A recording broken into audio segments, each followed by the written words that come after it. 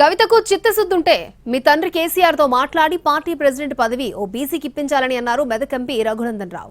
BC సామాజిక వర్గానికి చెందిన ఈటెల రాజేందర్ మంత్రి పదవిని మధ్యలోనే తీసేసిన చరిత్ర బీఆర్ఎస్ దంటూ ఆయన ఆరోపించారు. బీసీలకు సముచిత స్థానం కల్పిస్తున్న ఏకైక పార్టీ బీజేపీ అని ఆయన అన్నారు.